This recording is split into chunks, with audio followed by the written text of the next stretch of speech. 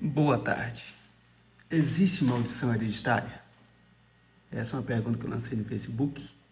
Quero agradecer a todos que comentaram, independente da sua resposta, se você concorda ou não. Se você diz que sim, você diz que não. E todos os comentários foram bem-vindos e acrescentou muito.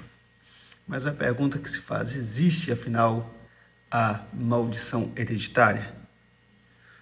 Bom, um texto usado para dar base ou para aqueles que acreditam em maldição hereditária é Êxodo 20, versículo 5, que diz: não adorem, nem se prostrem diante de nenhuma imagem, pois eu, Senhor, seu Deus, sou Deus zeloso e castigo os filhos pelo pecado dos pais, até a terceira e quarta geração daqueles que me odeiam.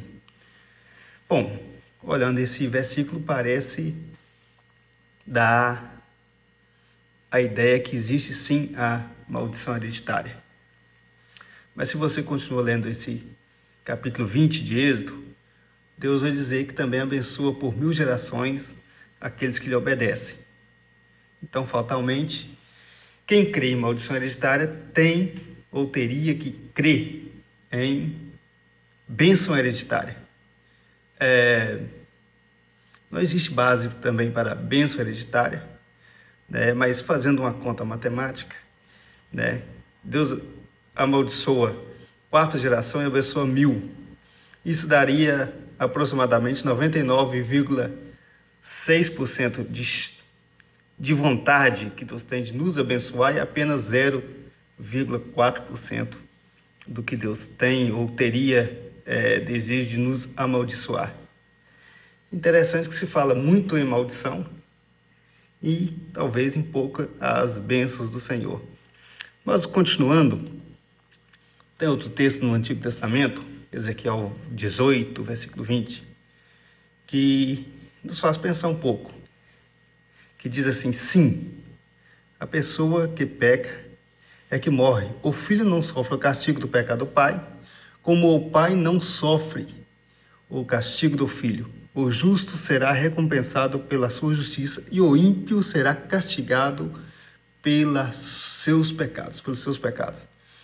Bom, olha, esse texto já muda um pouco o panorama ou a interpretação. Ou seja, cada um é responsável pelos seus pecados, né? E Deus usa Ezequiel para falar o povo da volta no exílio, né? E o povo estava reclamando que estava sofrendo por causa dos pecados dos seus pais. E Deus mostra que não é bem assim. Cada um é responsável pelo seu pecado. Não, o povo estava exilado não por causa dos pecados dos pais, mas por causa dos seus próprios pecados. Mas no Novo Testamento, é importante pensar um pouco sobre a obra de Jesus na cruz do Calvário. O poder que ela tem. O que Jesus fez na cruz do Calvário.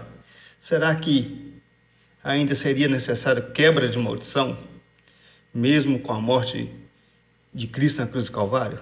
Em Colossenses 2, 13 a 15, diz: olha, vocês estavam mortos em pecados e seus desejos pecaminosos ainda não tinham sido afastados.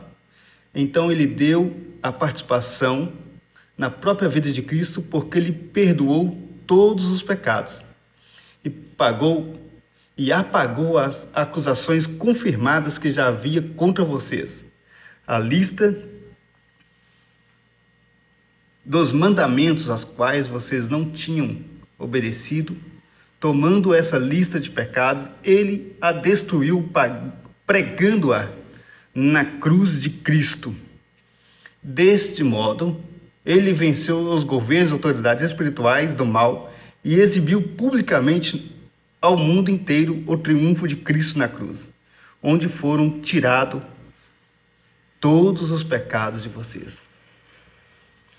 Mesmo se existisse maldição hereditária, se você aceitou a Cristo Jesus, ela é quebrada. Jesus, ao ao você aceitar Jesus, não existe mais nenhuma maldição ou acusação, né? A obra de Jesus, ela é perfeita, ela não precisa de muleta ou alguns rituais para quebra de maldição. A obra de Jesus na cruz do Calvário, ela é perfeita, ela é 100% eficaz. Não é necessário nenhum tipo de ritual para quebra de maldição. O sangue de Jesus nos limpa, nos lava de todos os nossos pecados. E, segundo Coríntios 5,17, olha, assim se alguém está em Cristo, nova criatura é. As coisas velhas já passaram e eis que tudo se fez novo. Então, quem está em Cristo já é nova criatura. Já não existe nada do passado que continua na vida do cristão. Alguma herança de família, alguma legalidade, porque quem está em Cristo já é transformado em uma nova criatura. Então, o passado foi apagado. A dívida já foi paga na cruz do Calvário. Já foi paga a um alto preço. E agora nós somos, em Cristo Jesus, uma nova criatura. E para fechar esse raciocínio rápido, Gálatas 6, versículos 7 e 8, nos diz assim: não enganeis, Deus não se permite zombar, portanto, tudo que o homem semear, isso também colherá. Porque o que semeia para a sua carne, da carne colherá ruína, mas o que semeia para o Espírito, colherá a vida eterna. Então é interessante que nós somos responsáveis pelo aquilo que semeamos ou plantamos. O ser humano é responsável pelos seus próprios atos. Então, quando alguém sofre a consequência do pecado, ele sofre por algo que ele mesmo plantou, pelas suas escolhas, pelas suas atitudes, pelas suas palavras, pelas suas decisões, pelos seus atos. Não por uma maldição hereditária.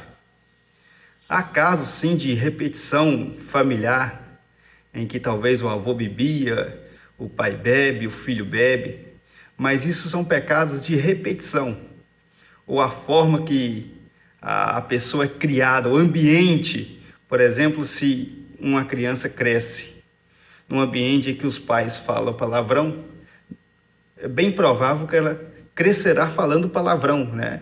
Porque é o ambiente que ela está sendo criada. Não é porque há aí uma maldição, mas uma repetição de atos dos pais, dos avós, dos bisavós, que acabam se repetindo ao longo da história familiar. Mas quando alguém aceita Cristo, ele se torna uma nova criatura. E uma vida cristã nos leva a novas atitudes, a novas escolhas, a novas ações, a uma forma diferente de falar, a uma forma diferente de andar. Cristo é suficiente. Portanto, não precisa correr atrás de ritual, de unção, de quebra de maldição. Creia que a obra de Jesus por você é suficiente para nos limpar, para te resgatar, para te restaurar, para te libertar. Só Cristo liberta. E a Bíblia diz que o Filho do Homem se manifestou para desfazer as obras do diabo. Deus abençoe. Um abraço a todos.